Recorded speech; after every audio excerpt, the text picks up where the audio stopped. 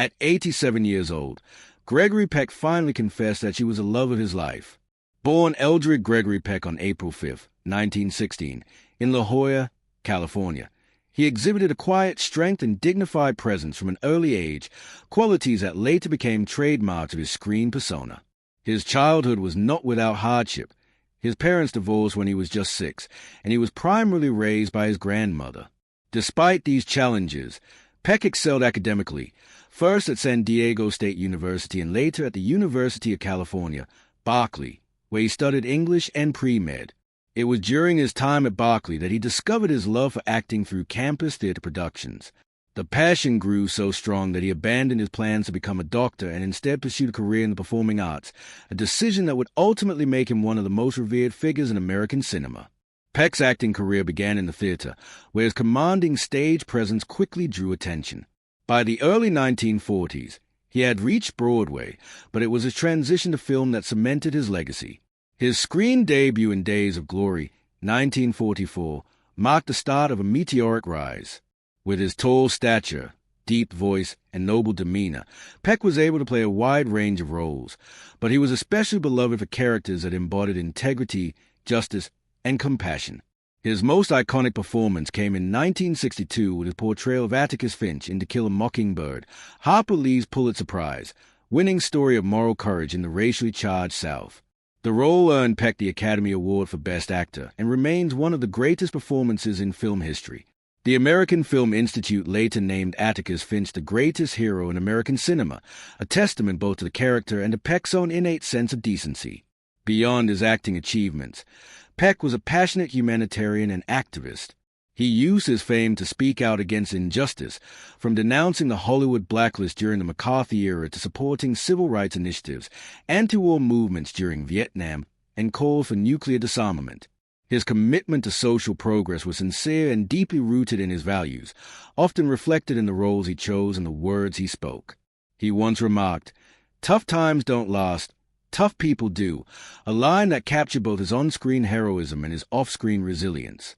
Over his career, Peck built a filmography as versatile as it was acclaimed, with standout performances in Spellbound, 1945, Roman Holiday, 1953, opposite Audrey Hepburn, The Guns of Navarone, 1961, Cape Fear, 1962, and The Omen, 1976. He received 5 Academy Award nominations for Best Actor, winning once, and was honored with the Jean Hazell Humanitarian Award in 1967 and the Presidential Medal of Freedom in 1969. These accolades reflected not only his artistic brilliance but also his lifelong dedication to humanity. In October 1942, at the dawn of what would become one of Hollywood's most iconic careers, Gregory Peck married Greta Kukkonen, a Finnish-American woman whose quiet strength and dignity provided stability during his early years in the spotlight. Greta, born in 1911 in Finland, immigrated to the United States and became a poised and cultured presence in Gregory Peck's life. Together they built a family and had 3 sons, Jonathan, born in 1944, Stephen in 1946, and Carrie Paul in 1949. These early years coincided with Peck's rising stardom in Hollywood, bringing both acclaim and pressure. Despite the public image of glamour and success, the household also endured the strains that fame placed on personal relationships. Greta, known for her grace and reserve, maintained a sense of stability for their children, but after more than a decade of marriage, the couple divorced in December 1955. It was a somber turning point in Peck's life. Years later, tragedy struck when his eldest son Jonathan was found dead at his home on June 26, 1975, in what authorities ruled an apparent suicide. The loss devastated Peck, who admitted, "It's the most terrible thing that has happened to me in my life. You never get over a thing like that." The grief haunted him for the rest of his days, exposing the vulnerability behind the strong, noble characters he often portrayed on screen. During his marriage to Greta, Peck also experienced emotional conflict when he had a brief yet deeply felt affair with his Spellbound co-star, Ingrid Bergman. Both were young, passionate, and immersed in the intensity of Hitchcock's thriller, and years later, in a 1987 interview, Peck admitted, "All I can say is that I had a real love for her, and I think that's where I ought to stop." Just one day after finalizing his divorce from Greta, on New Year's Eve 1955, Peck married Veronique Passani, a Parisian journalist he had first met in 1952 during an interview. What began as a professional encounter soon blossomed into a lifelong partnership. They had 2 children together, Anthony, born in 1956, and Cecilia, born in 1958. Anthony later worked in the entertainment industry and was once married to supermodel Cheryl Tiegs, while Cecilia forged her own path as a respected documentary filmmaker and actress, focusing on social justice and political activism. Despite heartaches and challenges, Gregory and Veronique's marriage endured nearly 5 decades, bound by affection, trust, and shared values.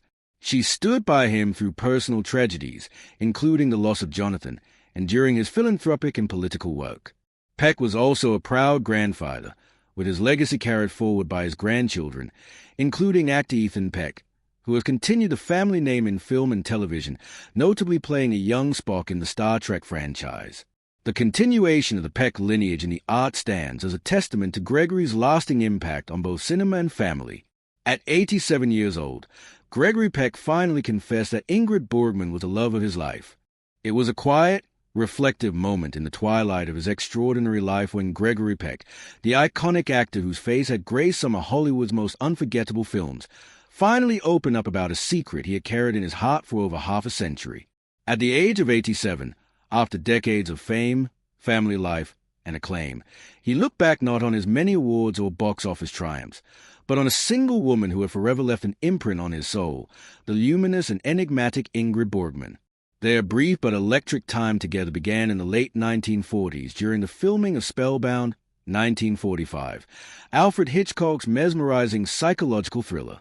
Peck, then a rising star known for his intense eyes and moral gravitas, worked alongside Bergman, already a legend admired worldwide for her roles in films like Casablanca and Gaslight.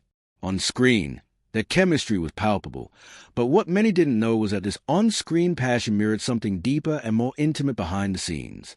For decades, rumors swirled among film historians, but Peck remained respectfully silent, aware of the stakes professionally, personally, and morally. He was married at the time to Greta Kukkonen, and Bergman too had responsibilities. Yet, in an unusually candid interview not long before his death, he finally confessed with a soft, nostalgic tone, "Ingrid was the love of my life. I've never stopped thinking about her." He described her as brilliant, sensitive, courageous, and full of light, recalling her laughter, intellect, warmth, and the quiet conversations they shared away from the camera's gaze. Though their relationship was not sustainable, her memory never left him, even as he remarried, raised children, and dedicated himself to humanitarian and political work. "Some people," he said, "leave a kind of mark on your heart that time doesn't erase." That was her. Bergman, too, seemed to have felt a connection, with letters and diary entries hinting at a fondness that went beyond professional respect. This late-life confession was not one of regret but of remembrance, a profound act of honesty that revealed his hidden tenderness and humanity. On June 12, 2003, Gregory Peck, one of the most revered actors in American cinema, passed away peacefully in his sleep at the age of 87 from bronchopneumonia at his longtime residence in Los Angeles. By his side was his beloved wife, Veronique Passani Peck, whom he had married in 1955 and who had stood by him for nearly 5 decades. His passing marked the end of an era, but also left behind the memory of a man who, beyond his legendary career, had carried a quiet, eternal love in his heart. Gregory Peck's funeral was a solemn yet profoundly moving event that drew admirers from around the world. His remains were interred in the Cathedral of Our Lady of the Angels in Los Angeles, a striking and modern Catholic cathedral that serves as a mother church of the Archdiocese of Los Angeles. The mausoleum where he was laid to rest has since become a place of quiet reflection for those wishing to honor the man who brought so much dignity, integrity, and quiet strength to the screen. One of the most poignant moments of the service came when actor Brock Peters delivered the eulogy. Peters, who had played Tom Robinson, the black man falsely accused of raping a white woman whom Peck's character, the principal lawyer Atticus Finch, so powerfully defended in the landmark 1962 film To Kill a Mockingbird, was a deeply symbolic choice. His words underscored not only the professional bond between the two actors, but also the enduring impact of a film that had long been celebrated for its message of racial justice and moral courage. Hollywood's finest gathered in tribute, a reflection of the immense respect Peck commanded across generations. Among them was Lauren Bacall, the smoky-voiced actress who had risen to fame during the same golden age of Hollywood that shaped Peck's career.